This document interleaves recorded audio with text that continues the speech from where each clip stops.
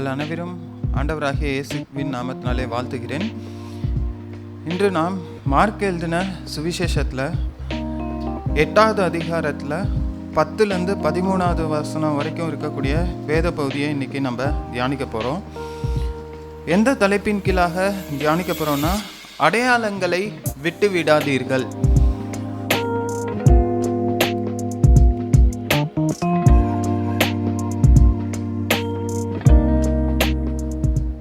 அடையாளங்களை விட்டு விடாதீர்கள்ன்ற இந்த தலைப்பின் கீழாக தான் நம்ம தேவனுடைய வார்த்தையை தியானிக்க போகிறோம். இந்த பகுதி எங்கே அமைஞ்சிருக்குன்னா, மார்க் எழுதின சுவிசேஷத்தில் 8வது அதிகாரத்தில் 10வது வசனத்துலேருந்து 13வது வசனம் வரைக்கும் இருக்கக்கூடிய வேத பகுதியில் அமைஞ்சிருக்கு. அந்த வசனத்தை நான் வாசிக்கிறேன். மார்க் 8:10 வாசிக்கிறேன். உடனே அவர் தம்முடைய சீஷரோடே கூட படவில் ஏறி தல்மனுதாவின் எல்லைகளில் வந்தார். அப்பொழுது பரிசேயர் வந்து அவரோடே தர்க்கிக்க தொடங்கி அவரை சோதிக்கும்படி வானத்திலிருந்து ஒரு அடையாளத்தை காண்பிக்க வேண்டும் என்று கேட்டார்கள். அவர் தம்முடைய ஆவியில் பெருமூச்சு விட்டு, இந்த சந்ததியார் அடையாளம் தேடுகிறதென்ன? இந்த சந்ததியாருக்கு ஒரு அடையாளமும் கொடுக்கப்படுவதில்லை என்று மெய்யாகவே உங்களுக்கு சொல்லுகிறேன் என்று சொல்லி அவர்களை விட்டு மறுபடியும் படவில் ஏறி அக்கறைக்கு போனார். நம்ம இந்த வசனங்களை தான் இன்னைக்கு தியானிக்க போகிறோம். அதாவது அடையாளங்களை விட்டு விடாதீர்கள் அப்படின்னு சொல்லி இந்த தலைப்பின் கீழாக தியானிக்க போகிறோம். அதாவது ஒரு லாரி டிரைவர், ஒரு பெரிய ட்ரக்கு டிரைவர் ஒருத்தர் இருந்தார். அவர் வழக்கம் போல் அவர் அந்த ட்ரக் ஓட்டி போகிறப்ப, அது நல்ல உயரமான லோடு ஏற்றிட்டு போகிற ட்ரக்கு, அந்த கண்டெய்னர் ஏற்றிட்டு போகிற ட்ரக்கு. அப்போ கண்டெய்னர்னால் கொஞ்சம் உயரமாக இருக்கும். அப்போ ரோட்டில் போகிறப்ப அந்த தகவல் பலகை போட்டிருப்பாங்க, அதாவது சைன் போர்ட்ஸ் இருக்கும். அதெல்லாம் பார்த்து அதை ஜாக்கிரதையாக தான் ஓட்டிகிட்டு போகணும். ஏன்னா சில ரோட்டில் பார்த்திங்கன்னா உயரத்துக்கு ரெஸ்ட்ரிக்ஷன் இருக்கும். அந்த உயரம், ஏன்னா அங்கே ஏற்கனவே ஏதோ ஒரு ரயில்வே மேம்பாலமோ ஏதோ ஒரு பாலம் போகும், அது கொஞ்சம் உயரம் கம்மியாக கட்டியிருக்கலாம். அப்போ அந்த போகிறப்ப உயரம் இது வழியாக இந்த உயரத்துக்கு மேலே இருக்கக்கூடிய வண்டி போகக்கூடாது. அதுக்கு வேறு ஏதாவது மாற்றுப்பாதை வச்சுருப்பாங்க, அது வழியாக போகணும். ஒருவேளை அந்த சைன் போர்டு மிஸ் பண்ணிட்டோம்னா வண்டி கடந்து போக முடியாது. அப்படி இருக்கிறப்ப இந்த டிரைவர் ஒரு நாள் போயிட்டுருக்கப்ப அந்த பாதையில் அந்த மாதிரி ஒரு தகவல் பலகை இருந்துச்சு. இவர் கவனிக்காமல் அதை கடந்து போயிட்டார். கடந்து போனப்போ பார்த்திங்கன்னா அந்த பாலம் வந்தது. இவர் அந்த பாலத்தையும் பார்க்காம சரி வண்டி போயிடும்னு ஒரு கணிப்பில் வண்டியை விட்டுட்டார். ஆனால் அந்த வண்டி என்னாச்சு, போய் கடைசியாக மாட்டிக்கிச்சு. மாட்டினதுக்கப்புறம் எவ்வளவோ இவர் முயற்சி செஞ்சு பார்க்குறாரு. அடுத்து ரெக்கவரி வேனுக்கு கால் பண்ணுறாரு. போலீஸ் எல்லாம் வந்துட்டாங்க. இவருக்கு பின்னாடி வந்த வண்டிகள் எல்லாம் அப்படியே வரிசையாக நிற்கிது. ரொம்ப டென்ஷனான ஒரு சூழ்நிலை. எந்த வண்டியும் கடந்து போக முடியல. பல மணி நேரங்கள் ஆச்சு, ஒன்றுமே நடக்கலை. எவ்வளவோ முயற்சி செஞ்சு பார்த்துட்டாங்க, வண்டியை இழுப்பதற்கு நகர்த்துவதற்கு எவ்வளவோ முயற்சி செஞ்சுட்டாங்க. ஆனால் ஒன்றுமே நடக்கலை. கடைசியாக பார்த்திங்கன்னா அந்த சைடு ஒரு சின்ன பையன் ஒருத்தன் சைக்கிளில் வந்தானா. பார்த்துக்கிட்டே இருந்திருக்கிறான் என்ன பண்ணுறாங்க அப்படின்னு சொல்லி. கடைசியாக இவனுக்கு ஒரு ஐடியா தோணுச்சு. அப்போ அங்கே இருக்கிற அந்த போலீஸ்கிட்ட சொன்னானா, சார் எனக்கு ஒரு ஐடியா தெரியும், இந்த வண்டியை எப்படி எடுக்கலாம் அப்படின்னு சொல்லி. அவன் சொன்னோடனே போலீஸ் பார்த்தாரான். என்னடா இவன் சின்ன பையன், இவனுக்கு என்ன தெரியும், சரிப்பா நீ போ கிளம்பி போ அப்படின்னு சொன்னாரான். இல்லை சார், எனக்கு தெரியும் இந்த வண்டியை எப்படி எடுக்கிறது, இந்த வண்டியை எப்படி, இந்த மாட்டிகிட்ருக்க வண்டியை எப்படி எடுக்கலான்றதுக்கு என்கிட்ட ஒரு ஐடியா இருக்குது, கொஞ்சம் கேளுங்க சார் அப்படின்னு சொல்லியிருக்கான். சரி, இவன் ரொம்ப இந்த பையன் நச்சரிக்கிறானே அப்படின்னு சொல்லிட்டு சரி கேட்டிருக்காரு. என்னப்பா பண்ணணும், என்ன, சரி உன் ஐடியா என்னன்னு சொல்லு அப்படின்னு சொல்லி கேட்டார். இப்போ அந்த பையன் சொன்னான்னா, நீங்கள் அந்த லாரியோட டயரில் இருக்க காற்றெல்லாம் பிடுங்கி விடுங்க. அப்போ உங்களுக்கு வண்டி கொஞ்சம் கீழே இறங்கும், ஒருவேளை எடுக்க நீங்கள் ட்ரை பண்ணலாம் அப்படின்னோடனே அதுக்கப்புறம் கடைசியாக எல்லாம் அந்த எல்லா வீலில் இருக்கக்கூடிய காற்றையும் வந்து இறக்கி விட்டாங்களாம். பார்த்தா கார் கொஞ்சம் அந்த லாரி கொஞ்சம் இறங்குச்சு. அதுக்கப்புறம் அவங்களால எடுக்க முடிஞ்சிச்சு. இப்போ இந்த சம்பவத்தை நம்ம கவனித்து பார்த்தோன்னா ஒன்று நல்லா தெரியுது. அதாவது 2 விஷயங்கள் தெரியுது. முதல் காரியம் என்னன்னா, நிறைய நேரத்தில் ஒரு பிரச்சனை வர்றப்ப அந்த பிரச்சனைக்கான தீர்வு வந்து நம்ம கண்ணுக்கு முன்னாடி தான் இருக்குது. அந்த பிரச்சனைக்கான தீர்வை நம்ம கண்ணுக்கு முன்னாடி ரொம்ப வெளிச்சம் போல் இருக்குது, பட்டப்பகல் போல் அதற்கான தீர்வு இருக்குது. ஆனால் நிறைய நேரங்களில் அது நம்ம கண்ணுக்கு தெரியுதே கிடையாது. அதை நம்ம விட்டுடுறோம். அதை தாண்டி வேறு எதையோ நம்ம தேடிட்டுருக்கோம். பிரச்சனைக்கான தீர்வு நம்ம கண்ணுக்கு முன்னாடியே இருந்தாலும் அதை நம்ம கரெக்டாக அதை பார்ப்பதில்லை. இன்னொரு விஷயம் என்ன தெரிஞ்சுக்கிறோன்னா, நல்ல ஞானமாக இருக்கிறவர்கள் வந்து இந்த அடையாளங்கள் எதையும் வந்து விட்டு விடுவதில்லை. அதை எல்லாமே கரெக்டாக பார்த்து அந்த அடையாளங்களை பின்பற்றி அவர்கள் சரியாக செய்து விடுகிறார்கள். இது இந்த 2 காரியங்களை இதிலேருந்து நம்ம தெரிஞ்சுக்கிறோம். அதாவது நம்ம தினந்தோறும் ரோட்டில் வந்து போகிறோம். இப்போ இந்த அடையாளங்கள், இந்த தகவல் பலகையெல்லாம் நம்ம சரியாக கவனிக்கணும். ஏன்னா ஒரு நமக்கு பழக்கம் இல்லாத வேறு வெளியூருக்கு வந்து போகிறப்ப அங்கே வந்து இப்போ தஞ்சாவூருக்கு போகணுன்னா இந்த வழியை எடுங்க அப்படின்னு சொல்லி அங்கே போர்டு போட்டிருக்கோம். அந்த போர்டை நம்ம ஒருவேளை தவற விட்டுட்டோன்னா, நம்ம அதை தாண்டி போயிட்டோம்னா வேறு எங்கேயோ நம்ம மாறி போயிடுவோம். அப்புறம் ரொம்ப தூரம், கொஞ்சம் தூரம் போனதுக்கப்புறம் யார்ட்டையாச்சும் கேட்டு தான் திரும்பி வரணும். அப்போ இந்த மாதிரி தகவல் பலகைகளை நம்ம நிறைய நேரம் விடுறப்ப என்ன ஆகுதுன்னா, நம்ம வழி மாறி போயிடுறோம், வேறு எங்கேயோ தவறி போயிடுறோம். அப்புறம் அதை திருத்தி கொண்டு வருவதற்கு அது கொஞ்சம் நேரம் ஆயிடுது, பொருள் செலவு ஆயிடுது, நேரம் கடந்து போயிடுது. இது நம்ம வாழ்க்கையில் சில சூழ்நிலைகளில் நம்மளுக்கே இது நடந்திருக்கும். எப்படி இந்த உலகத்தில் இந்த அடையாளங்கள், இந்த தகவல் பலகைகள் எவ்வளவு முக்கியமாக இருக்குதோ, அதே போல் நம்ம ஆவிக்குரிய வாழ்க்கையிலையும் வந்து பார்த்திங்கன்னா, நம்ம உள்ளத்தில் ஆவியானவர் கிரியை செய்து கொண்டிருக்கிறார். அவர் பேசி கொண்டிருக்கிறார். அவர் சில அடையாளங்களை காட்டுகிறார், சில எச்சரிப்புகளை நம்மளுடைய வாழ்க்கையில் அவர் வந்து கொடுக்கிறார்.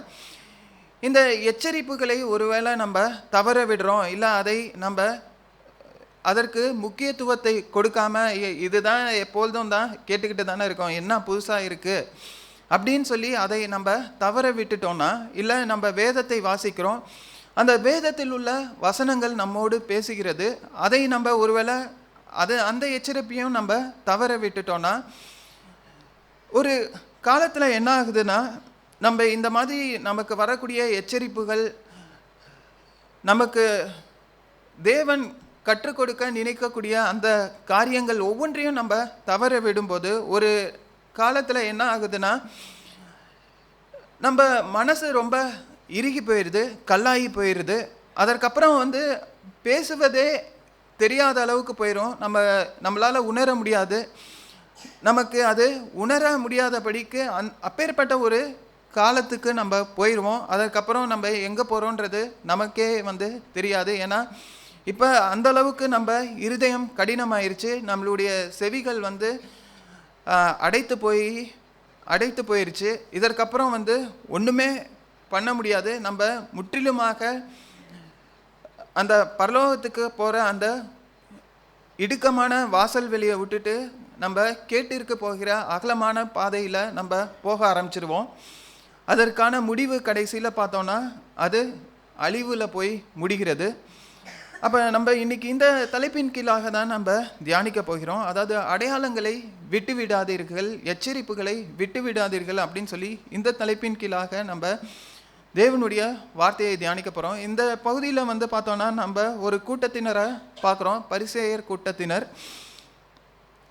இவர்கள் வந்து இயேசுவின் பல அடையாளங்கள், பல அற்புதங்களை பார்த்தும் இவர்கள் அந்த அற்புதங்களை எல்லாம் விட்டுவிட்டார்கள், அடையாளங்களை எல்லாம் விட்டுவிட்டார்கள். கடைசியாக இயேசுவையே விட்டுவிட்டார்கள் அப்படின்றதை தான் நம்ம பார்க்க போகிறோம். அதை நம்ம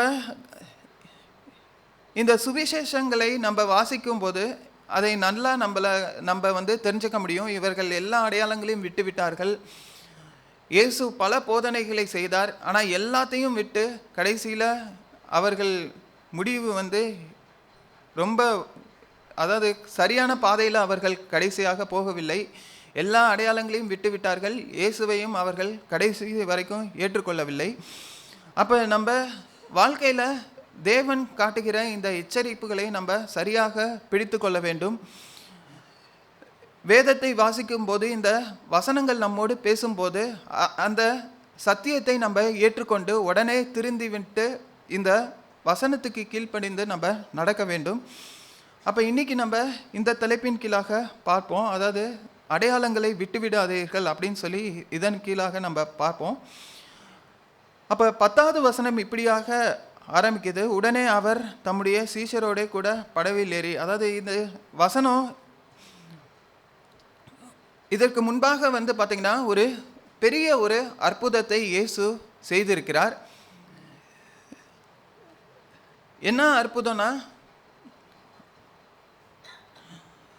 7 அப்பம் சில மீன் துண்டுகள், இவ்வளவுதான் இருக்குது. 7 அப்பங்கள் இருக்குது, சில மீன் துண்டுகள் இருக்குது. இதை வைத்து என்ன பண்ணியிருக்காரு, அவர் 4000 புருஷர்கள் சாப்பிடும் அளவிற்கு அதை பெருக்கி அதை ஆசீர்வதித்திருக்கிறார். இது மிகவும் பெரிய ஒரு அற்புதம். இந்த அற்புதத்தை செய்து முடித்த பிறகு வந்து பார்த்திங்கன்னா மிச்சம் இருக்கிறது வந்து பார்த்திங்கன்னா 7 குடைகள் நிறைய எடுத்தார்கள் அப்படின்னு சொல்லி வசனம் சொல்லுது. அப்போ இது சரித்திரத்திலே வந்து பார்த்திங்கன்னா இவர் செய்த இந்த ஒரு அற்புதம் மிகப்பெரிய அற்புதம். ஏன்னா வெறும் 7 அப்பத்தையும் சிறு மீன்கள், கொஞ்சம் மீன் தான் இருக்குது, அதை வைத்துக்கொண்டு 4000 புருஷர்கள் சாப்பிட்டு அவர்கள் திருப்தி அடைந்து மிச்சத்தை வந்து 7 கூடைகள் நிறைய எடுத்திருக்கிறாங்க. அப்போ இந்த அற்புதத்தை செய்துட்டு தான் அதற்கப்புறம் இந்த வசனத்தை நம்ம பார்க்குறோம். உடனே அவர் தம்முடைய சீஷரோட கூட பறவையில் ஏறி தல்மனுத்தாவின் எல்லைகளில் வந்தார் அப்படின்னு சொல்லி பார்க்குறோம். அங்கே வந்த பிறகு என்ன நடக்குதுன்னா, அங்கே பரிசேயர்களை அவர் வந்து சந்திக்கிறார். இந்த பரிசேயர்கள் வந்து பார்த்திங்கன்னா இவர்கள் ஒரு மத கூட்டத்தினர். இவர்கள் இந்த யூத மதத்தை பல கோட்பாடுகளை இவர்கள் வந்து அந்த மதத்திற்குள்ளாக திணித்து கொண்டு அங்கே இருக்கக்கூடிய ஜனங்களை இவர்கள் வந்து கஷ்டப்படுத்திட்டு இருக்கிறாங்க. இவர்கள் வந்து அந்த எதையும் பின்பற்றுவதில்லை. ஆனால் அதற்கு மாறாக அந்த யூத ஜனங்களை வந்து பார்த்திங்கன்னா போட்டு குடஞ்சி எடுத்துகிட்டு இருக்காங்க. இப்படி தான் இந்த பரிசேயர்கள் அந்த காலத்தில் வந்து நடந்துட்டு இருக்கிறாங்க. இவர்களுக்கு வந்து இயேசுவை பார்த்தா அவங்களுக்கு கொஞ்சம் கூட பிடிக்கவே இல்லை. ஏன்னா இயேசு வந்து அவர்கள் சொல்லக்கூடிய வார்த்தை ஒன்றுக்குமே அவர் வந்து கீழ்ப்படியவே இல்லை. இவங்க இந்த யூத மதத்தை ஒரு விதமாக போதிச்சிட்டு இருக்காங்க. ஆனால் இயேசு வந்து பார்த்திங்கன்னா தேவனுடைய சத்தியத்தை அவர் போதித்து கொண்டிருக்கிறார். அதனால் வந்து பார்த்திங்கன்னா இவர்கள் சொல்லக்கூடிய வழியின்படி இயேசு செய்யாததுனால இவர்கள் இயேசுவை எப்படியாச்சும் வந்து ஒடுக்கணும், இயேசு சரியானவர் அல்ல, அவர் தவறானவர் அப்படின்றத ஜனங்களுக்கு எடுத்து காட்டணுன்றதுக்காக ஒவ்வொரு சூழ்நிலையிலையும் இவங்க இயேசுவை கேள்வி கேட்டு மடக்க நினைக்கிறாங்க. இயேசு கிட்ட கேள்வி கேட்குறாங்க. இயேசுவால் எதையாச்சும் செய்ய முடியலன்னா அந்த சந்தர்ப்பத்தை வைத்துக்கொண்டு பாருங்கள், இவர் வந்து இதை செய்கிறேன் அதை செய்கிறேன்னு வந்து சொன்னார், இவரால் செய்ய முடிஞ்சிச்சா? நீங்கள் இவரை பின்பற்றி தானே நீங்கள் போயிட்டுருக்கீங்களே, இவரால் இதெல்லாம் செய்ய முடிஞ்சிச்சா? பார்த்தீங்களா, நாங்கள் உங்களுக்கு தெரியப்படுத்திட்டோம், சரியான நேரத்தில் நாங்கள் இவரை பிடிச்சி உங்களுக்கு நாங்கள் காமிச்சிட்டோம் அப்படின்னு சொல்லி அப்படியாக ஒரு சந்தர்ப்ப சூழ்நிலைகளை இவங்க தேடிக்கிட்டே இருக்கிறாங்க. அப்படி ஒரு சம்பவம் தான் நம்ம இந்த இடத்துல பார்க்குறோம். இவர் ஒரு இடத்துல அற்புதத்தை முடித்து விட்டு இன்னொரு இடத்துக்கு தேவனுடைய சுவிசேஷத்தை போதிப்பதற்காக அவர் போய்கொண்டிருக்கிறார். அந்த இடத்துல திரும்ப இவங்க எதிராக வந்துட்டாங்க. வந்து வசனம் இப்படி சொல்லுது, 11வது வசனம். அப்பொழுது பரிசேயர் வந்து அவரோட தர்க்கிக்க தொடங்கி, அதாவது இவர்களுடைய வேலை என்னன்னா, இயேசு வந்துட்டார்னா அவரோட இந்த வேதத்தை குறித்து எதையாச்சும் ஒன்று எடுத்து முன்னாடி வச்சுட்டு அதை வச்சு பேசி பேசி இவர் வந்து தவறாக போதிக்கிறாரு, இவர் தவறானதா சொல்கிறாரு அப்படின்றத இந்த பரிசேயர்கள் வந்து நிரூபிக்கணும். அதனால் இந்த மாதிரி ஏதாவது ஒரு விஷயத்தை முன் வச்சு அவரோட ஆர்கியூ பண்ணுறது தான் இவர்களுடைய வேலையாக இருந்தது. தர்க்கிக்க தொடங்கி அப்படின்னா இதுலேருந்து நமக்கு என்ன தெரிகிறோன்னா, இது ஒரு நீண்ட நேரம் இது நடக்க போகுது, இதற்கு ஒரு முடிவு இல்லாமல் இருக்க போகுது. அந்த மாதிரி ஒரு விஷயத்தை தான் எடுத்து வைக்க போகிறாங்க. அப்போ இவங்களோட நோக்கமே என்னென்னா, அந்த நிறையா விஷயங்களை பேசி பேசி பேசி இயேசுவை எப்படியாச்சும் மாட்ட வைக்கணும், எப்படியாச்சும் சிக்க வைக்கணுன்றது தான் இவர்களுடைய நோக்கம் இந்த இடத்துல நமக்கு நன்றாக தெரிகிறது. அடுத்து என்ன சொல்லுதுன்னா, அவரை சோதிக்கும்படி அப்படின்னு சொல்லுது. அப்போ இது எல்லாமே என்னென்னா, இயேசுவை எப்படியாச்சும் சிக்க வைக்கணுன்றது இவர்களுடைய முழு குறிக்கோளாக இருக்கிறதுன்றதை நம்ம தெரிஞ்சுக்கிறோம். இயேசுவை எப்படியாச்சும் வாயடைக்க வைக்கணும் அப்படின்றத தான் இவர்களுடைய நோக்கம். அப்போ என்ன இவர்கள் கேட்குறாங்கன்னா, வானத்திலிருந்து ஒரு அடையாளத்தை காண்பிக்க வேண்டும் அப்படின்னு சொல்லி இயேசு கிட்ட கேட்குறாங்க. அதாவது இவர்களுடைய நோக்கம் என்னன்னா, இயேசு எதையாச்சும் வந்து செய்யணும், எதையாச்சும் வந்து நான் இதை செய்கிறேன், இப்போ பாருங்கள் நான் இந்த ஒரு அடையாளத்தை வந்து செய்கிறேன் அப்படின்னு சொல்லி அவர் சொல்லிட்டு, ஒருவேளை அவரால் செய்ய முடியலன்னா அப்போ ஜனங்கள்கிட்ட எடுத்து சொல்லிடலாம், பாரு இப்போ தானே கொஞ்ச நேரத்துக்கு முன்னாடி சொன்னார் நான் இதை செய்கிறேன் அப்படின்னு சொல்லிட்டு, இப்போ அவரால் செய்ய முடியலையே, இவரையா நீங்கள் பின்பற்றி போயிட்டுருக்கீங்க, இவர்கிட்ட பின்பற்றி போனீங்கன்னா அவ்வளோதான் அப்படின்றதை இவர்கள் வந்து நிரூபிக்கணும்.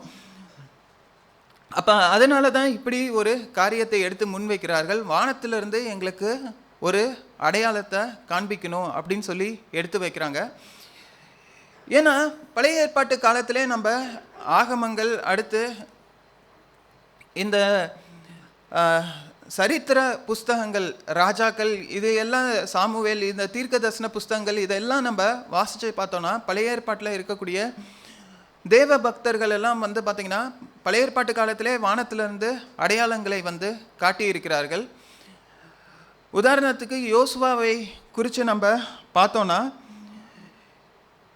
யோசுவா வந்து ஒரு கட்டளை இடுகிறார். அதுபடி வந்து பார்த்திங்கன்னா சூரியனே வந்து கொஞ்ச நேரத்துக்கு அங்கே நிற்கிது. அதற்கப்புறம் அந்த யுத்தத்தை தொடர்ந்து நடத்தி அவங்க வந்து ஜெயிக்கிறாங்க.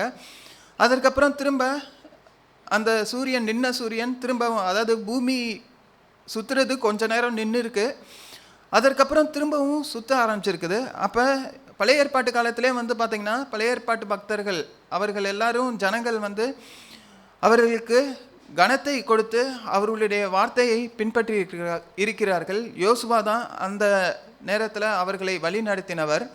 அப்போ அவர் வந்து பார்த்திங்கன்னா வானத்தில் ஒரு அடையாளத்தை காட்டியிருக்கிறார், ஒரு அற்புதத்தை காட்டியிருக்கிறார். சூரியனே கொஞ்ச நேரம் வந்து நின்றுருக்கு, பூமி கொஞ்ச நேரம் சுத்தாமல் நின்றுருக்கு.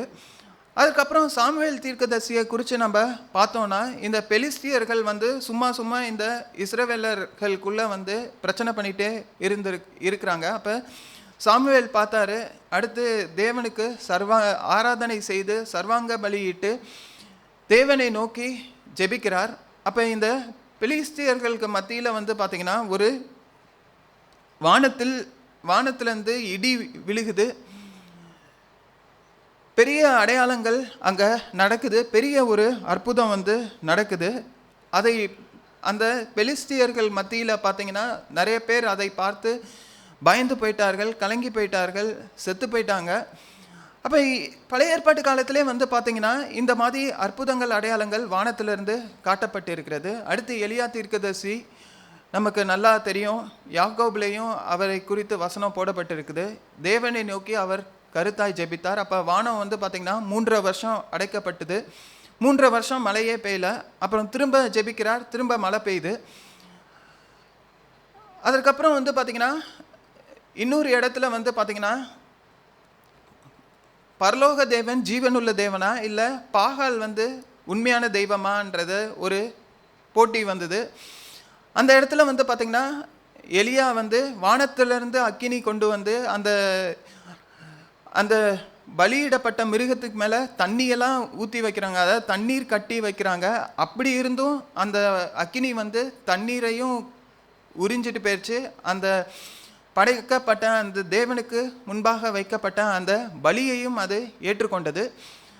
அப்போ பழைய ஏற்பாட்டில் வந்து நம்ம பார்த்தோன்னா, இந்த மாதிரி வானத்திலிருந்து அடையாளங்களை செய்திருக்கிறார்கள், அற்புதங்களை செய்திருக்கிறார்கள். அப்போ இவங்க ஒருவேளை அதை பிடித்து கொண்டு இயேசு கிட்ட வந்து இவர்கள் வந்து கேட்டிருக்கலாம். அப்போ வானத்திலிருந்து அடையாளங்களை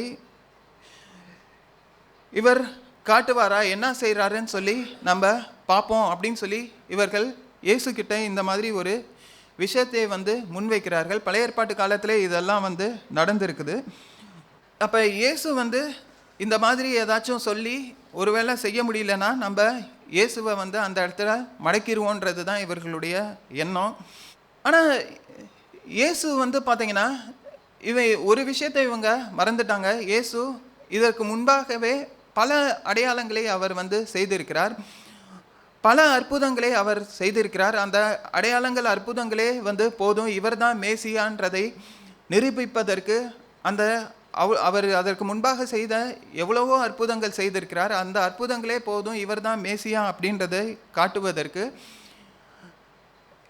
நம்ம உதாரணத்துக்கு வந்து பார்த்தோன்னா, பிறவி குருடனை அவர் பார்வையடைய செய்திருக்கிறார். இதற்கு முன்பாக வந்து பார்த்தோன்னா, பிறவி குருடன் அடைந்தான்றது அவர்கள் யாரும் பார்த்ததே கிடையாது. அந்த குருடனே வந்து அவங்களுக்கு அந்த குருடனே வந்து சொல்கிறான் அவங்கள்ட்ட, நீங்கள் எங்கேயாச்சும் வந்து பிறவி குருடன் பார்வையடைஞ்சான்றது நீங்கள் வந்து பார்த்துருக்கீங்களா? இவ்வளவு பெரிய காரியத்தை வந்து செஞ்சுருக்கிறாரு, அவரை விசுவாசிக்காமல் இந்த மாதிரி கண்ட கேள்விகளை கேட்டுட்ருக்கீங்களே அப்படின்னு சொல்லி அவனே வந்து சொல்கிறான். ஆனால் அவங்க அது எதையுமே அவர்கள் வந்து ஏற்றுக்கொள்ளவில்லை. அதற்கு அப்புறம் வந்து பார்த்தோன்னா, இயேசு மரித்தவனை உயிரோடு வந்து எழுப்பியிருக்கிறார். அப்போ யவீரோட மகளை அவர் உயிரோடு எழுப்பியிருக்கிறார். அப்புறம் ஒரு வாலிபன், அவன் வந்து அவனுடைய அம்மா வந்து ஒரு விதவை, அவன் தான் ஒரே பையன். அவனை வந்து பாடையில் தூக்கிட்டு போகிறாங்க. அப்போ பாடையை தொடுறாரு, அவன் உயிரோடு எழும்பிட்டான். அப்போ இப்பேற்பட்ட அடையாளங்களை அற்புதங்களை இயேசு செய்திருக்கிறார். அதற்கப்புறம் பிசாசு பிடித்தவங்கள உதாரணத்துக்கு பார்த்தீங்கன்னா, கெனசரேத்து அப்படின்ற ஒரு இடத்துல லேகியோன்னு அவன் வந்து சொல்கிறான். ஏன்னா அநேகமாயிரம் பிசாசுகள் அவன்கிட்ட இருக்குது, யாருமே அவனை குணப்படுத்த முடியவில்லை. எவனாலையும் அந்த ஏரியா பக்கமே போக முடியல. அந்த ஏரியாவுக்கு போகணுன்னா வேறு வழியாக சுற்றி தான் வந்து போக முடியும். ஏன்னா அந்த இடத்துல அவன் உக்காந்துக்கிட்டு அவன் தன்னை காயப்படுத்தி கொண்டு இருக்கிறான். எப்பொழுதும் அங்கேருந்து கல்லெறிஞ்சிட்டு இருக்கான். யாராச்சும் பக்கத்தில் போனால் எப்போ அவன் எதை செய்வான்றதே தெரியாது. சங்கிலி போட்டு கட்டி வச்சாலும் அதை வந்து அத்துக்கிட்டு அவன் வந்து போயிடுறான். அப்பேற்பட்டவனையும் வந்து பார்த்திங்கன்னா, இயேசு அந்த பிசாசுகளை எல்லாம் துரத்தி அவனை புத்தி தெளிந்தவனாக அவனை வந்து மாற்றினார். அதற்கப்புறம் இந்த சம்பவம் நடக்கிற கொஞ்ச நேரத்துக்கு முன்னாடி பார்க்குறோம், 7 அப்பம் சிறு மீன்களை வைத்து 4000 புருஷர்கள், அதாவது சாப்பிட்ட புருஷர்கள் வெறும் 4000 தான். அதை காட்டிலும் இன்னும் அதிகமான ஜனங்கள் வந்து அதை புசித்திருப்பார்கள். அப்புறம் 5 அப்பம் 2 மீன், அது இதற்கு முன்பாக நடந்த சம்பவம். அப்போ இப்பேற்பட்ட அற்புதங்கள் அடையாளங்கள் ஏற்கனவே நடந்துருச்சு. அடுத்து கடல் மேலே நடந்திருக்கிறாரு. அடுத்து காற்றை பார்த்து அதட்டி இருக்கிறார். அந்த காற்று அமைதலாச்சு, கடல் கொந்தளிப்பு அமைதியாயிருச்சு. அப்போ இவ்வளவு அற்புதங்கள் அடையாளங்கள் நடந்திருந்தும் இவர்கள் அதை எதையுமே ஏற்றுக்கொள்ளவில்லை. இவர் தேவனுடைய சத்திய வசனங்களை போதித்தார், அதையும் அவர்கள் கேட்டார்கள், ஆனால் ஏற்றுக்கொள்ளவில்லை. அப்போ இவ்வளவு அற்புதங்கள் அடையாளங்கள் வந்து செய்திருந்தும் அவர்கள், இந்த பரிசேயர்கள் அது ஒன்றத்தையும் அவர்கள் வந்து புரிந்து கொள்ளவே இல்லை. இதற்கப்புறமும் இவ்வளோத்தை பார்த்ததுக்கு அப்புறம் தான் இவங்க வந்து கேட்குறாங்க, வானத்திலிருந்து எங்களுக்கு ஒரு அடையாளத்தை நீங்கள் காட்டணும் அப்படின்னு சொல்லி கேட்குறாங்க. அதாவது இவ்வளவு நடந்த அற்புதங்கள் அடையாளங்களே போதும், எந்த ஒரு மனுஷனையும் இவர் தான் மேசியா அப்படின்றதை ஏற்றுக்கொள்ள வைக்கிற அளவுக்கு இவர் எல்லாத்தையும் செய்து விட்டார். ஆனால் இவங்க எதையும் ஏற்றுக்கொள்ளவில்லை. காரணம் என்னன்னா, இவர்கள் இயேசுவை ஏற்றுக்கொள்ளக்கூடிய அந்த மனசு இவர்கள்கிட்ட கிடையவே கிடையாது. இயேசுவை விசுவாசிக்கணுன்ற ஒரு எண்ணம் இவர்களுக்கு கிடையாது. இவர்கள் இயேசுவை எப்படி மாட்டிவிடணும், இயேசுவு வந்து ஏன்னா இயேசு வந்து இவர்கள் சொன்னபடி அவர் செய்யவில்லை, இவர் வேதத்துக்கு புறம்பானவர் அப்படின்னு சொல்லி இவங்க ஏற்கனவே தீர்மானிச்சிட்டாங்க. அதனால் அவர் என்னதான் செய்தாலும் எவ்வளவுதான் போதித்தாலும் அவங்களால எதையுமே விசுவாசிக்க முடியவில்லை, நம்ப முடியவில்லை. அவர்கள் இயேசுவுக்கு முன்பாக தங்களை அடிபணியவில்லை, தாழ்த்தவில்லை. அதுதான் வந்து முக்கியமான காரணமாக இருக்குது. அப்போ இதே மாதிரி இந்த காலத்திலையும் வந்து ஜனங்கள் வந்து இருக்கிறார்கள். அவர்கள் வாழ்க்கையில் எவ்வளவோ நன்மையான காரியங்கள் வந்து நடந்திருக்கும். ஆனால் அவர்களால் இன்னும் இயேசுவை ஏற்றுக்கொள்ள முடியாத ஒரு அப்பேற்பட்ட ஒரு மனப்பக்குவத்தோடு அவங்க வாழ்ந்துட்டுருக்குறாங்க. அவர்கள் வந்து என்ன நினைக்கிறாங்கன்னா, என் வாழ்க்கையில் இன்னும் ஏதாச்சும் நடக்குமா, ஏதாச்சும் ஒரு அற்புதம் வந்து நடக்குமா, அந்த அற்புதம் ஒருவேளை நடந்துருச்சுன்னா நான் வந்து தேவன் பக்கம் நான் வந்துடுறேன், இயேசு பக்கம் நான் வந்துடுவேன் அப்படின்னு சொல்லி இன்னும் அவர்களுடைய வாழ்க்கையில் எவ்வளவு நன்மைகள் பெற்றிருந்தாலும் அதை உணராமல் இன்னும் என் வாழ்க்கையில் ஒரு பெரிய அற்புதத்தை, இயற்கைக்கு அப்பாற்பட்ட ஒரு அற்புதத்தை நான் பார்க்கணும் அப்படின்னு சொல்லி அவர்கள் நினச்சிக்கிட்டே இருக்கிறாங்க. இதற்கு முன்பாக எவ்வளவு நடந்திருந்தாலும் அவர்கள் இன்னும் ஏதாச்சும் நம்ப முடியாத அளவுக்கு ஒரு மிக பெரிய அற்புதம் என் வாழ்க்கையில் இயற்கைக்கு அப்பாற்பட்ட ரீதியில் ஒன்று நடக்குமா அப்படின்னு சொல்லி எதிர்பார்த்து கொண்டே அவர்கள் போய்கிட்டே இருக்கிறாங்க. அதாவது அவர்கள் அப்படி காத்துட்டு இருந்தா இன்னும் காத்து கொண்டே இருக்கிற மாதிரி சூழ்நிலைகள் தான் வரணும். ஏன்னா இயேசு எவ்வளவோ அற்புதங்களை அவர் ஏற்கனவே செய்து விட்டார். அந்த அற்புதங்கள் அடையாளங்களே போதும் அவர் இயேசு என்று நிரூபிப்பதற்கு. அந்த அற்புதங்கள் அடையாளங்கள் போதும் அவரை விசுவாசிப்பதற்கு. அந்த காரியங்கள் எல்லாம் போதும். ஏன்னா அந்த அளவுக்கு எவ்வளவோ காரியங்களை அவர் வந்து செய்திருக்கிறார். இந்த விசுவாசத்தை இன்னொருத்தர் வந்து தான் போதிக்கணும் அவசியம் இல்லை. ஏன்னா நம்ம கண்களினால் காண்கிறவைகளே அந்த காரியங்களே போதும். இதை நம்ம ரோமர் 1 அதிகாரத்தை நம்ம வாசித்தா நமக்கு தெரியும். அப்போ இது எல்லாமே வந்து தேவனை முழுமையாக எடுத்து சாட்சியிடுது. தேவன் ஒருவர் இருக்கிறார், ஜீவனுள்ள ஒருவர் இருக்கிறார் அப்படின்றதை இவை ஒவ்வொன்றும் சாட்சியிட்டு கொண்டு இருக்குது. அப்போ இன்றைக்கி நம்ம ஒருவேளை ஒரு அடையாளத்தை வந்து நம்ம தேடுறோன்னா நம்ம கண்ணுக்கு முன்னாடியே இருக்கக்கூடிய அடையாளம் வந்து கல்வாரி சிலுவை தான். அந்த கல்வாரி சிலுவை எப்பேற்பட்ட ஒரு அடையாளத்தை காட்டுதுன்னா, தேவனுடைய சொந்த குமாரன் அவர் இந்த பூமியில் வந்து மனிதனுடைய அவர் எவ்வளவு அன்பு கூர்ந்திருப்பார்னா, அவர் பரிசுத்தர். அவர் வந்து பாவிகளுக்காக தன்னையே பலியாக அங்கே சிலுவையில் அறைந்து அங்கே தன்னுடைய பரிசுத்த இரத்தத்தை சிந்திருக்கிறார். பாவிகள் ஒவ்வொருவருக்காகவும் தன்னை விலைக்கிரயமாக அவர் வந்து கொடுத்திருக்கிறார். அப்போ அந்த கல்வாரி சிலுவை தேவனுடைய பரிபூர்ண அன்பை அங்கே நம்ம அந்த கல்வாரி சிலுவையில் பார்க்குறோம். அது ஒரு பெரிய அடையாளமாக இருக்குது. இன்னும் அடையாளங்களை தேடணுன்னா அவரை வைக்கப்பட்ட கல்லறை வந்து ஒரு பெரிய அடையாளமாக இருக்குது. அன்னைக்கு அவரை அடக்கம் பண்ணி வைத்தார்கள். அப்போ இந்த ஸ்திரீகள் வந்து வாரத்தின் முதல் நாளில் வேகமாக ஓடி போகிறாங்க. சரி, தேவனுடைய சரீரத்துக்கு நம்ம கந்தவிறக்கம் இடுவோம், சுகந்த வாசனையை நம்ம வைப்போம்னு சொல்லி வேகமாக கல்லறை இடத்துக்கு யோசிச்சுக்கிட்டே போகிறாங்க. அவ்வளோ பெரிய கல் இருக்குமே, யார் நமக்கு புரட்டி தள்ளுவா, சரி நம்ம அங்கே போய் தான் பார்ப்போமேன்னு சொல்லி போகிறாங்க. அங்கே பார்த்தா யாரும் இல்லை. தூதன் சொல்கிறாரு, சிலுவையில் அறையப்பட்ட இயேசுவை தேடுகிறீர்கள், அவர் இங்கே இல்லை, அவர் சொன்னபடியே அவர் உயிர் தெழுந்துட்டார், இதை போய் நீங்கள் சீஷர்கள்ட்ட போய் சொல்லுங்கள், அவர் சொன்னபடியே அவர் உயிர் தெழுந்துட்டார். அப்போ அந்த கல்லறை வந்து ஒரு அடையாளம். என்ன அடையாளம்னா, அவர் அங்கே சரீரம் அங்கே இல்லை, அவர் உயிர் தெழுந்து விட்டார் அப்படின்றது ஒரு அடையாளமாக இருக்குது. அடுத்து எனக்கு வழிகாட்ட ஒன்றுமே இல்லையே அப்படின்னு சொல்லி நம்ம நினைக்க வேணாம். ஏன்னா தேவன் வந்து நமக்கு இந்த பரிசுத்த வேதத்தை நமக்கு கொடுத்திருக்கிறார். இது ஒரு பெரிய ஒரு அடையாளம். ஏன்னா அந்த காலத்தில் இருந்து பார்த்தீங்கன்னா இந்த வேதத்தை அழிப்பதற்கு எவ்வளவோ முயற்சிகள் நடந்திருக்கு. ஆனால் அந்த முயற்சிகளை எல்லாம் தாண்டி இன்ன வரைக்கும் வேதம் இருக்குது, அந்த சத்தியங்கள் நம்ம கையில் இருக்குதுன்னா அப்போ தேவன் அந்த அளவுக்கு அவர் கிரியை செய்திருக்கிறார். ஏன்னா ஒருவேளை அழிஞ்சிருக்கணும்னா அந்த காலத்திலே அழிஞ்சிருக்கலாம், அந்த சத்தியங்கள் ஒருவேளை இல்லாமல் போயிருக்கலாம். ஆனால் தேவன் அப்படியெல்லாம் செய்யவில்லை. அந்த எழுதப்பட்ட சத்தியங்கள் எல்லாம் அது தொடர்ந்து பராமரிக்கப்பட்டு இன்றைக்கும் நம்ம கையில் இது வேதமாக இருக்குதுன்னா அப்போ தேவன் அங்கே ஒவ்வொரு காலத்திலையும் அவர் கிரியை செய்திருக்கிறார். ஒவ்வொரு காலத்திலையும் தம்முடைய பரிசுத்தவான்களை காப்பாற்றி இருக்கிறார். இது எல்லாமே நமக்கு ஒரு பெரிய அடையாளமாகவும் அற்புதமாகவும் இருக்குது.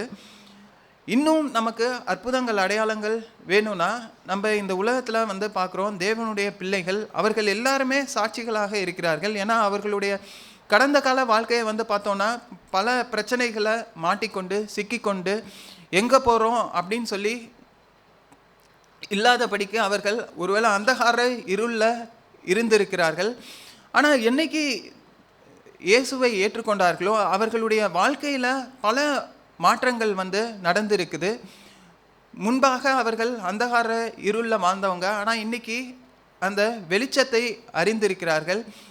அந்த வெளிச்சத்தை உணர்ந்து அவர்கள் வாழ்க்கையே அப்படியே மாறி இருக்குது. முன்பாக இருந்த அவர்களுடைய பழக்க வழக்கங்கள் வேற, இன்னைக்கு தேவனுடைய பிள்ளையாக இருந்து கொண்டு அவர்கள் தேவனை சாட்சியிட்டு வாழ்ந்து கொண்டிருக்கிறார்கள். அப்போ அவர்கள் வாழ்க்கையில் நம்ம கண்ணார பார்க்குறோம், தேவனுடைய பிள்ளைகளில் அவர்கள் வாழ்க்கையில் நடந்த ஒவ்வொன்றும் அவர்கள் ஒவ்வொருவருமே உயிரோடு இருக்கக்கூடிய ஒரு சாட்சிகளாக இருக்கிறார்கள். பழைய ஏற்பாட்டில் நம்ம பார்க்குறோம், கொல்லிவாய் சர்ப்பங்கள் கடித்த போது அந்த இடத்துல தேவன் ஜனங்களை காப்பதற்காக ஒரு அடையாளத்தை காட்டினார். மோசே கிட்ட சொன்னபோது வெண்கல சர்ப்பம் அந்த இடத்துல உயர்த்தப்பட்டது. அந்த வெண்கல சர்ப்பத்தை நோக்கி பார்த்தவர்கள் எல்லாரும் அன்னைக்கு பழச்சாங்க. இன்னைக்கு நம்மளை வாழ வைக்கக்கூடிய ஒருத்தர் இருப்பார் என்று சொன்னால், அன்னைக்கு எப்படி அந்த கொல்லிவாய் சர்ப்பம் உயர்த்தப்பட்டதோ இன்னைக்கு அந்த இயேசு கிறிஸ்து சிலுவையில் உயர்த்தப்பட்டார். அவர் ஜனங்களை நேசித்ததினால் தன்னையே ஜனங்களுடைய பாவங்களுக்காக தன்னையே ஜீவ பலியாக கொடுத்திருக்கிறார். இன்னைக்கு அவர் தான் நமக்கு நம்மளுடைய வாழ்க்கை மாறுவதற்கும் நாம் பிழைப்பதற்காகவும் ஏற்படுத்தப்பட்டவர் ஒருவர் இருப்பார்னா அவர் இயேசு கிறிஸ்து தான். அவர் தான் நமக்கு அடையாளமானவராக இருக்கிறார். இன்னொரு இடத்துல பார்த்தோன்னா இயேசு சொல்கிறாரு, யோனாவின் அடையாளமே அன்றி வேற எதுவும் நான் உங்களுக்கு கொடுக்க போகிறதில்ல. இது எங்கே இருக்குன்னா மத்தேயுவில் 12வது அதிகாரத்தில் 39-40வது வசனத்தில் இருக்குது. யோனா தீர்க்கதரிசியின் அடையாளமே அன்றி வேற எதுவும் உங்களுக்கு கொடுக்க போகிறதில்ல. யோனா எப்படி அவர் மீனின் வயிற்றில் 3 நாள் இருந்தாரோ அதே போல் மனுஷகுமாரனும் பூமியில் 3 நாள் இருப்பார் அப்படின்னு சொல்லி சொன்னார். அதுபோல் இயேசு மரித்து கல்லறையில் அடக்கம் பண்ணப்பட்டார். 3ஆம் நாளில் அதற்கப்புறம் அந்த கல்லறை அவரை அடக்கி வைக்க முடியவில்லை. மரணம் அவரை தடுத்து நிறுத்த முடியவில்லை. ஏன்னா இவர்கிட்ட தான் பாவமே கிடையாது. பாவம் செய்தவனுக்கு தான் பாவத்தின் சம்பளம் மரணம். மரணம்ன்ற தண்டனை பாவம் செய்தவர்களுக்கு தான்.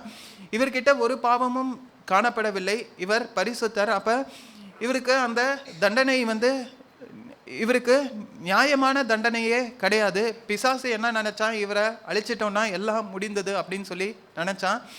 ஆனால் தேவனுடைய நியாயம் அவனுக்கு தெரியாமல் போயிடுச்சு. ஏன்னா இவருடைய பரிசுத்தம் அந்த இவருடைய பரிசுத்தம் இவரை உயிரோட அன்னைக்கு எழுப்பினது. 3ஆம் நாள் இவர் உயிரோட எழும்பினார்.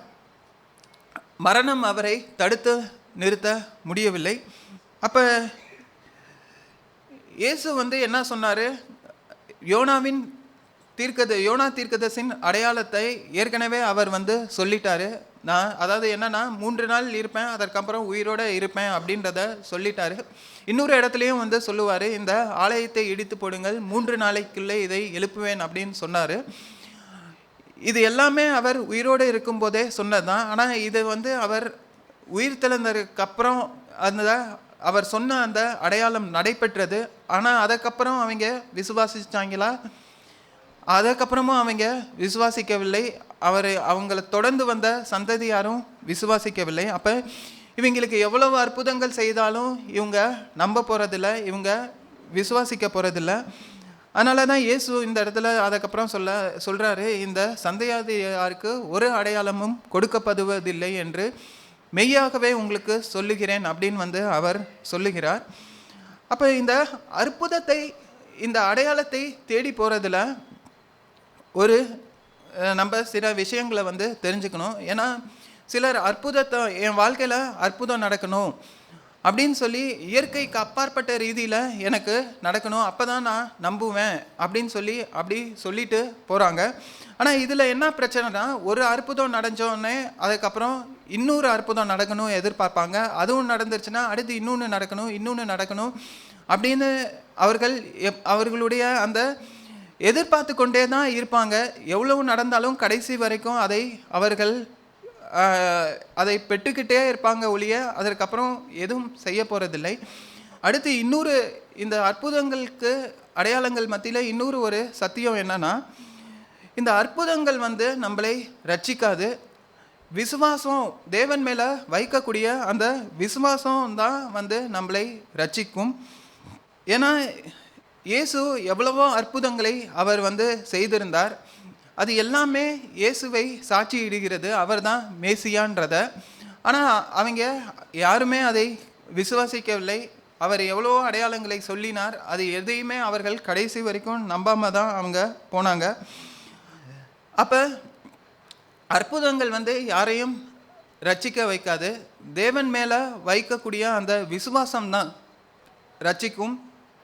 ஒருவன் மனம் திரும்பி சிறு பிள்ளையை போல் மாறாவிட்டால் தேவனுடைய ராஜ்யத்தை சுதந்திரிப்பதில்லை அப்படின்னு வந்து இயேசு சொன்னார். அப்போ மனம் திரும்பி ஒரு சிறு பிள்ளைக்கு எப்படி கள்ளம் கபடம் இல்லாமல் அந்த சிறு பிள்ளை இருக்கிறதோ, அதே போல் நம்மளுடைய இருதயமும் கிறிஸ்தவ பாதையில் வர்றப்ப கள்ளம் கபடம் இல்லாமல் தேவனுடைய வார்த்தை என்ன சொல்லுதோ அதை அப்படியே வந்து ஏற்றுக்கொள்ள வேண்டும். அந்த அப்பேற்பட்ட ஒரு மனப்பக்குவம் வேணும். ஏன்னா ஒரு சிறு பிள்ளை, அந்த பிள்ளை அப்போ தான் எல்லாமே நமக்கு, அந்த பிள்ளைக்கு நம்ம தான் சொல்லித்தரணும்.